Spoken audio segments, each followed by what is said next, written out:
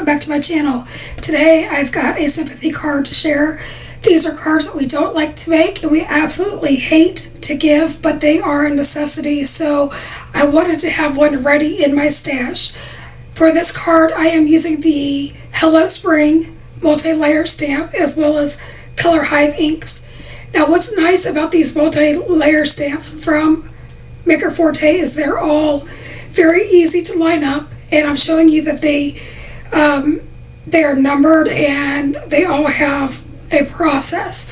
So I start out making this card by placing the outline stamp into my MISTI, and I stamp that using the Black Eclipse ink by Maker Forte. It's a color Hive, obviously, and I make sure to get a nice coat on that because I only want to stamp it once. And I come in with my ink smushing tool and I apply even pressure to that again to get a nice coat.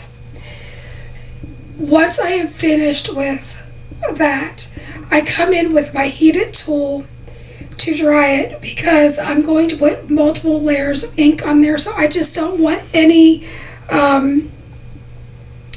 accidents to happen. So when you do multi-layer stamping, once you get the outline stamp finished, then you come in with the most solid layer. And with that layer, you just want to kind of line up along the outline so that you'll get a nice solid coverage. And I always use my lightest color of ink. In this case, it's lemon, and which is also a color Hive ink. And I use my MISTI in case I would have to get a second impression. Luckily, I do not, because I want this flower to be lighter. Now remember, these are dye inks, so they are translucent and you can build them. And I say that because later on we're going to use the same color twice. Now I come in with the second most solid impression, or stamp, excuse me, and I line that up, and it's very easy. You just want to kind of make sure that you've lined up the centers, and then you just pick 2 points on the outside, and I ink that up with the English Mustard color Hive ink, and you get that great detail. Now I come in with the most detailed area of the inner part of the flower, and I line that up, and I'm sorry that my head gets in the way, but I want to make sure that I have that lined up just right over the stamen of the flower. And I am priming that stamp with my fingers just to get any of the stuff that would be left over from manufacturing.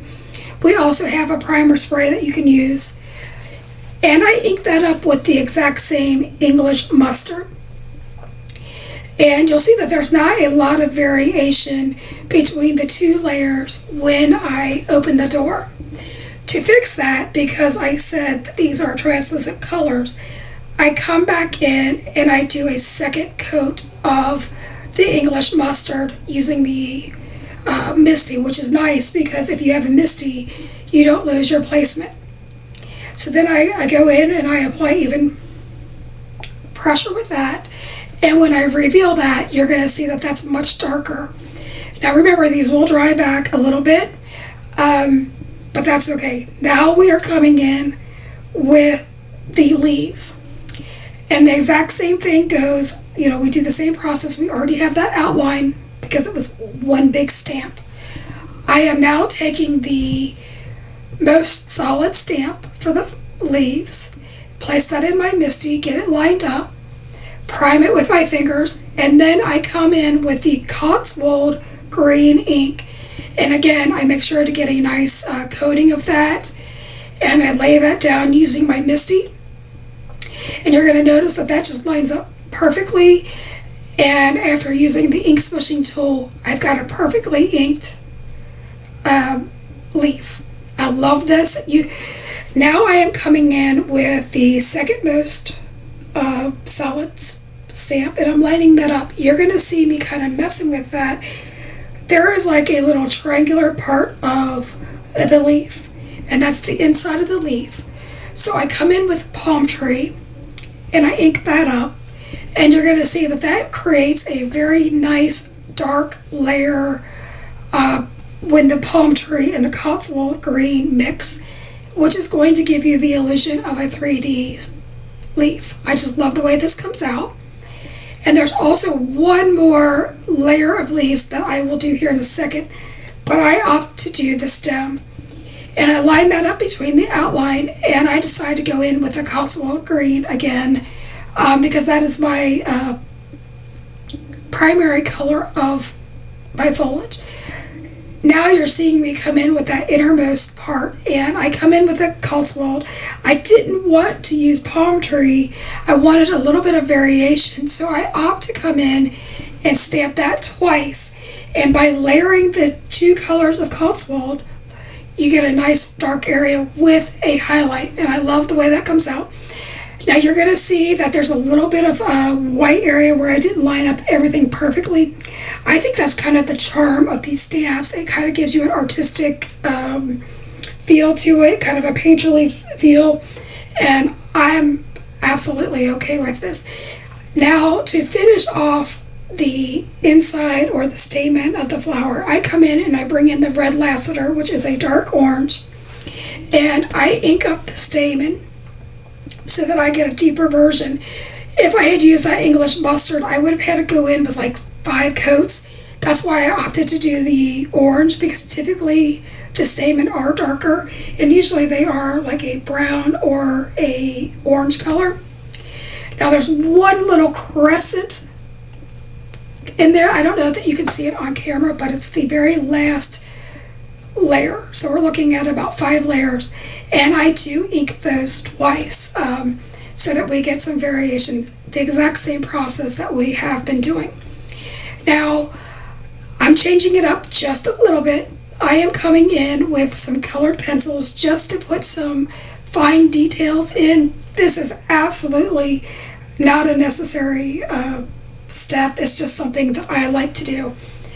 So what I do is I use this orange pencil, and I am just drawing in some fine lines, and I'm putting some additional shading in.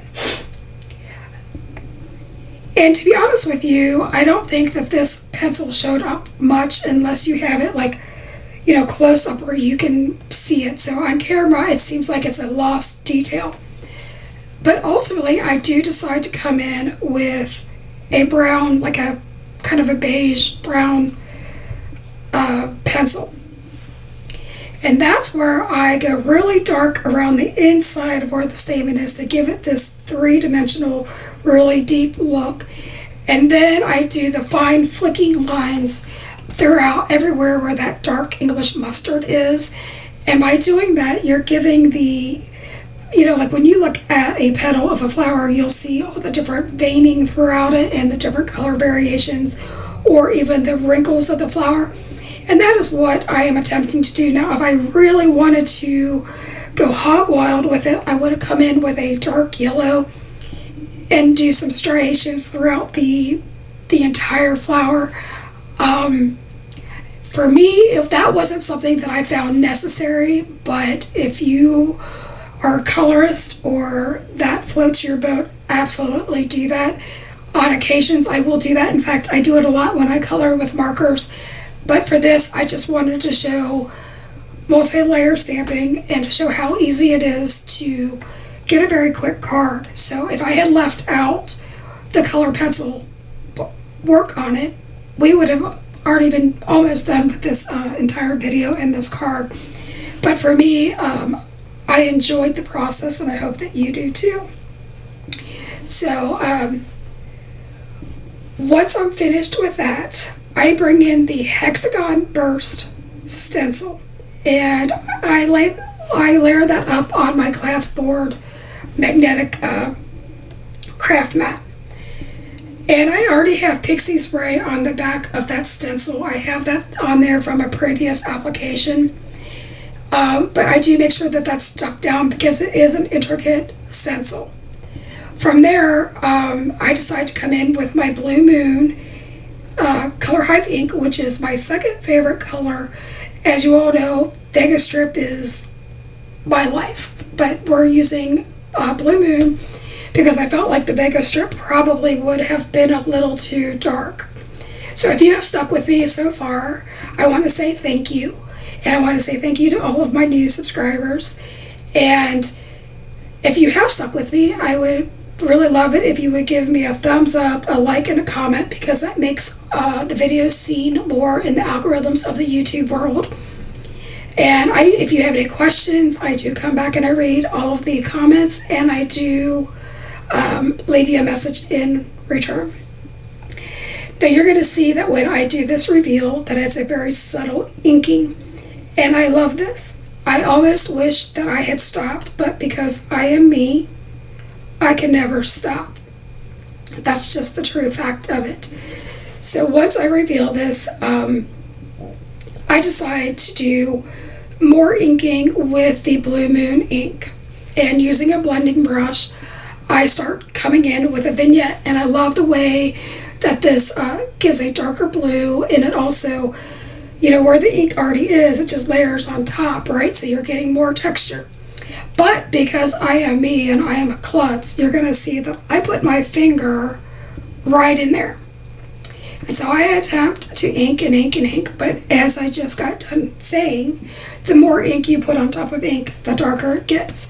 So at this point, I'm already vested in this card, and I'm not starting over, and we're just going to fix it. And you can laugh, but this is really real world for all of us. We all do these funny little mistakes. I've taken my ink pad and dropped it completely on my card, and at that point I would have stopped, but we're not stopping here. So once I finish blending this vignette, I then come in with my Tim Holtz trimmer, and I decide to trim this down. And I trimmed this down to be about, I think it was 3.5 by 4 3/4, and by doing that I get a nice border around my card, and I also get rid of that big old ink smudge. And I did that off of camera. Now I am bringing in a with Sympathy Sentiment. I forget the name of the stamp. I will link it in the description box below. Oh, it's the Floating Ginkgos. I can read the screen, thank goodness for that. And I do dry it because I'm going to die cut that into an oval. And using low tack tape, I tack that down, put it through my Platinum 6 machine, and then I'm using my Crocodile eyelet doodad, and I put holes in the side. I think you've seen me do this in a previous video. It's just something that I like to do. I then weed some black twine through that, and I take some foam tape and I put that down, so that way it's tacking the twine down and keeps it from sliding. I then apply that to my card, and using the same painter's tape, I stick that on the back.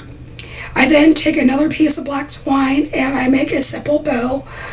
I fiddle with my twine and my bows way longer than is necessary. I don't know what it is. I don't know if you do. If you fiddle with bows, leave me a comment below, because I almost seem like I'm ridiculous. But one trick is, if you get the twisting, untwist it, hold your finger over the knot, and then slide your tails, and that will keep it from having the twist on your final project.